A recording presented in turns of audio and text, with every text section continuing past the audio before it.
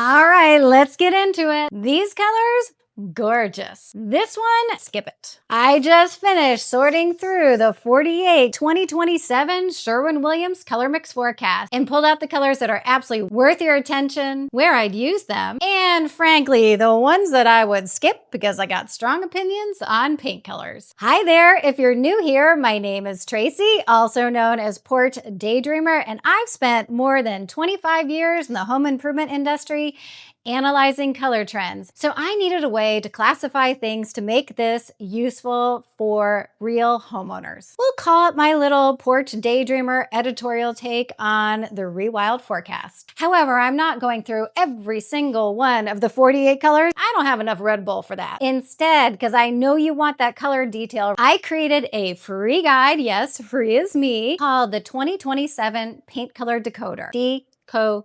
It's got all 48 colors, including the light reflectance value, the undertone, plus the 4 color groupings that I'm going to be covering in this video today. So the good news is you don't have to take screenshots or take any notes. You can just grab my free guide in the link in the description box below. So the first color category I thought I would start with is soft and soothing. These types of paint colors can step back and let your furniture, your rug, your artwork, or your finishes do most of the talking in your interior design. And just so you can follow along, I'm going to make sure I post the color right here. It'll be on screen as I talk about it. So it's interesting. I did a post in my community and I asked, what paint colors are you most interested in? And of course, most people want neutrals, whites, blues, and greens. So of course, my first color pick to talk about is white snow. This is really the only strong, bright white in the actual color forecast. White snow is soft and creamy and gives you that visual backdrop of white without being harsh or cold. It's very usable, and interestingly enough, it pairs very well with a wide variety of colors in this Colormix Rewild forecast. Next up is Drift of Mist. I specified Drift of Mist in a large multi-million-dollar house. What is so beautiful about Drift of Mist is its calming undertones. It's very easy to use and works with a wide variety of finishes. I like it because it gives more depth than just a basic white. White Duck. White Duck was one of those colors that kept bubbling up in the comments of a color that you all use and absolutely love. This is definitely a warmer white, a creamier white without harsh yellow undertones. It's softer than a stark white, and it's not going to scream yellow throughout the day, which is really important when you're choosing a white paint color. Now that brings me to Warm Winter. Warm Winter is one of the whites that I would actually skip. Because once that yellow undertone shows up in your room, you cannot unsee it. High Sierra. It's from the Continuity colors, and I have a little trouble with it because it has some strong red undertones, especially if you have strong Southern light. Oh, by the way, my favorite way to sample paint colors is using large peel and stick samples from Sample-Eyes. I'll link that in the description box below if you've never heard of them. They're great because you don't have to paint your walls and you can just peel it off and try another color. We're going to go into some of the tinted pastels. One of my favorites because it feels new and special is Lotus Petal. Oh, I could see Lotus Petal with this soft peachy color in a bedroom or a bathroom because it's going to give you a nice glow and be extremely complementary to a wide variety of skin tones. That's just something I don't think people think enough about when they're choosing their bathroom paint color. I'm a blue girl, so the next color we're going to be talking about is Dutch Tile Blue. I love Dutch Tile Blue. I would consider it a chameleon color because what happens with it, depending on the light, that sometimes you see it more blue, sometimes you see it more green, but it has some nice, neutral, balanced undertones. So cabinetry to walls to even some furniture. And then for my green lovers, there is Quietude. To me, this feels like an updated version of sage green. It's still green, but the gray undertone keeps it more leveled, balanced, and interesting. I would absolutely consider this for a laundry room or kitchen cabinets paired with white snow. And next up is Agapanthus. I looked that up. That's how it's pronounced. Those sharp, bright violet undertones are going to look so harsh in a wide variety of rooms or even on furniture. This is one I'd say, skip it. Okay, now we are waking up. Eclectic and colorful is where paint color gets to have a personality. Now, you do not have to paint a room in one of these colors. Don't think I'm giving you that guidance. We're going to talk about it strategically. Honestly, these paint colors are better as a pop or a hit of color in a room. Think furniture, cabinets, or even an accent wall. First up, Yellowbird. Yeah, me recommending a yellow. Let's mark the date. But honestly, I could actually see using Yellowbird to make a fun, sunny kitchen on the kitchen cabinets with beautiful painted white walls. Would I recommend painting an entire living room in Yellowbird? Sorry, my friend, I would not. But hey, you do you. But I have to give you a warning about Yellowbird. If you already have warm wood or creamy finishes or get a lot of southern exposure light, watch this one because this yellow could get intense really quickly. But in the right dose, lots of fun. Oh, jalapeno. Yeah, I have trouble with jalapenos personally when I eat them. However, I have to say, I really love this paint color. This is a nice red orange that feels fresher to me than some of the deeper, darker historic reds. I could absolutely see this as a hit of color on an accent wall, but where I think it'd be really pretty is on a painted chair or cabinet. This red has personality, but hey, if you want to go straight to orange, try Reynard. Orange is a hot new color in 2027. And what's cool about Reynard, it's not that orange straight out of the crayon box. And it definitely leans more terracotta. Then Jadite and Little Blue Box. How cute is that? It's like Tiffany's. These are exactly the types of colors I would look at for furniture or a bathroom vanity or even maybe a kitchen island. Or think of using these colors strategically on the inside of a bookcase or a cabinet with a white surrounding. Now, let me guess. I've been very vocal about this color. Which one would I skip? Humorous green. Yeah, this is a funny color. I'm so sorry to those of you who like it.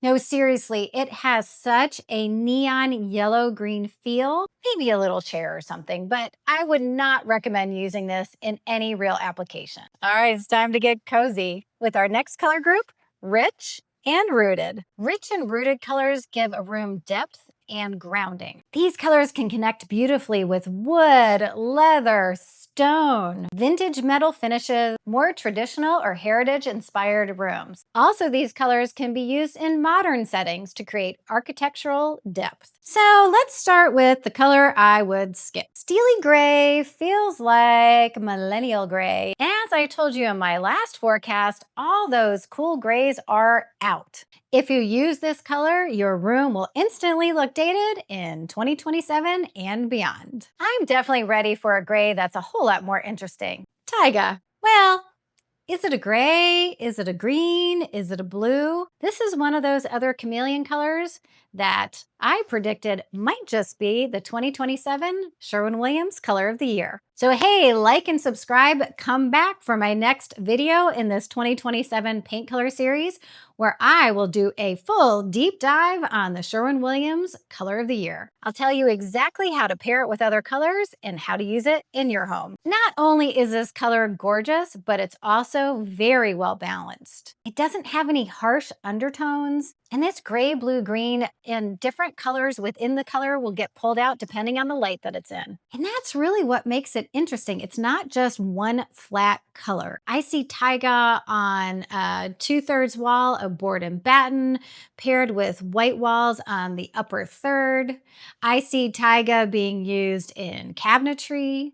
I see Taiga being used in furniture, accent walls. It can be used in so many different ways, but you do have to be careful because it is a little bit of a darker color. Ooh, I love Secret Garden. It's a very deep, dark yellow undertone green. This deep yellow green I think would be absolutely beautiful in a cozy study or library paired with leather furniture and antique brass hardware. It feels like a fresh way to use dark green without automatically reaching for those blue undertone dark greens we've been seeing for the last 5 years. So Universal Khaki, we've got to talk about, because Universal Khaki was a 2026 color of the year and Sherwin-Williams decided to carry it forward. That means it still holds substance in the forecast for years to come. It really is a solid neutral that works with a tremendously wide number of color categories.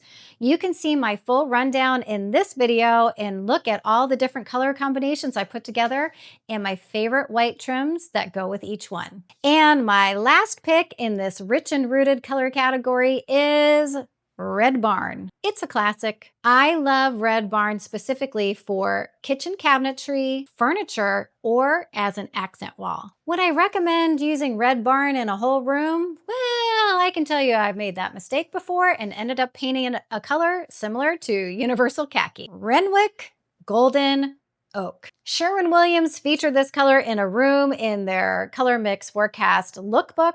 And sorry, it's one of those forward-looking colors that I just can't get on board with because it takes me back to the Tuscan gold era, and I think we are so over that look. And the last color I'm going to review in this category is Clove. Clove is one of Sherwin-Williams' 10 continuity colors. So what they're saying is this is a long-lasting, deep, dark, brown-based black. I think it could be really interesting versus just a basic charcoal or a black. Can you see why I didn't go through all 48 colors? That would have been exhausting for both of us. All right, our final color group, Dark and Immersive. Now remember, dark and immersive colors create drama and atmosphere. So this is the color group that I feel like social media has been pushing, but can quickly get you in trouble. You see a gorgeous, moody, color-drenched room and you think, that's it, I'm going there. I'm going to paint my bedroom one of these dark immersive colors. But the thing is, when you see these photos on social media, you're not just reacting to the paint color. It's what the paint color is doing for the room. It's the atmospheric feeling that these color-drenched rooms give you. With a dark and immersive color, the paint color has a very specific job in the room. That's where I think most homeowners get in trouble when they choose these dark and moody colors, because they suck all the natural light out of the room. But used strategically can be absolutely gorgeous. So that takes me to my first color, Deep Sea Dive. I love this for a powder room.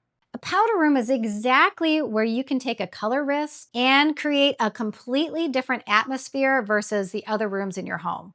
Deep Sea Dive is a beautiful blue-green that works with a wide variety of warm and cool tones. With Salty Dog, yes, remember I'm a blue girl. Now, I struggle a little bit with this blue because of the undertones, but it is a new and fresh, deep dark blue.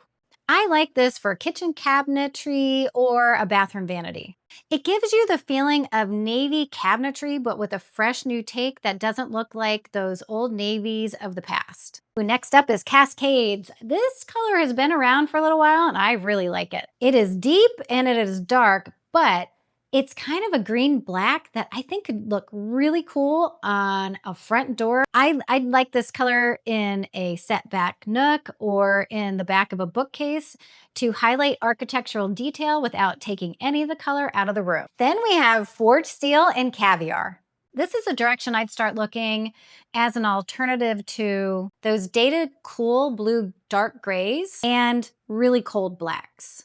They still give you a lot of depth, but are an interesting alternative. And because they're so dark and have an incredibly low light reflectance value, definitely think about the available natural light you have in the room before you use a color like this on the walls. You know, dark isn't automatically bad, but if you're already fighting a dark room, then these are the types of colors that you should avoid. Now, plum is a big color story in 2027, and I believe it's going to carry forward into the future, so bitter chocolate it is. I see color to a degree a lot of people don't. And you're probably looking at this color thinking, plum, Tracy, I'm not so sure. Hopefully it shows up on camera. But what's nice about bitter chocolate, it gives you that nice plum backdrop without screaming purple, like the crayon box kind. Bitter chocolate's gonna give you that nice, cozy, warm backdrop, but with that new 2027 plum feeling. It's a great way to go that plum direction without going full on grape. That takes me to the one I would skip, Mature Grape. Mature Grape is just a plain old no. To my eye, that red undertone is just too much to put on the walls. It would be overstimulating, especially on a large surface. So this one, I definitely would skip. Now let me show you exactly why I created these 4 color groups. I really want to emphasize, don't feel like you have to stick with one group. I understand I'm definitely in the soft and soothing category, but I'm always going to pick from different color groupings, like the furniture I have behind me against a plain white wall. Furniture behind me is adding that pop of interesting color and highlighting the architectural detail, while the white backdrop is making my artwork pop. So I played around with the Sherwin-Williams Rewild paint colored card deck to give you some ideas that you might want to use in your house or inspire some new combinations you hadn't even thought of. So the first color combination is White Snow with Cascades. White Snow is from Soft and Soothing, and Cascades is from Dark and Immersive. Visual quiet paired with serious depth. So Cascade is perfect to highlight architectural details, and White Snow is there to be quiet and to reflect a lot of light. Drift of Mist paired with Taiga. Drift of Mist is from Soft and Soothing, and Taiga is from Rich and Rooted. Drift of Mist, even though it's in the Soft and Soothing, it's got enough depth to it that it can make a room feel cozy, even though it's a light neutral. Then when you mix it with Taiga, Drift of Mist really brings out the chameleon quality to show you how these two play extremely well together, even though they're from completely different color groups. This is where Soft and Soothing meets Eclectic and Colorful. Reynard gets to bring all the color personality, while White Duck is the warm backdrop to make it all work together. You don't need 12 loud things to happen in a room. Sometimes you just need one color to play off with your decor and accessories. So that's what I mean when I say the paint color doesn't decorate the room. You do. This is what I hope you'll learn from going through these 4 color groupings, is to make you step back and consider, what is this paint color going to do in this room? Is it going to provide visual quiet? Is it going to provide drama and atmosphere? Is it something that I want to highlight a color in the other accessories in the room, so I'm going to use it strategically placed? Is it just a piece of furniture that you want to paint and you want to bring color into a room that has white walls because you live in a place where you can't paint the wall? Always consider the job of the paint and how visually stimulating or how quiet you need it to be. And of course, I didn't cover all 48 colors, so please, in the description, grab my free download where I go through in dirty detail every single color in the Rewild Colormix Forecast. And in my next video, we are going to do the 2027 Sherwin-Williams Color of the Year. I'll give you my full breakdown of the color and how you may want to use it in your house or potentially skip it. Tell me in the comments, what are your favorite color combinations, or which one of the colors that I picked is one that you would love to try in your house. If you love this video, please like, subscribe, and share it with a friend. I hope to see you in another video again soon. I'm done. Done, done, done, done, done.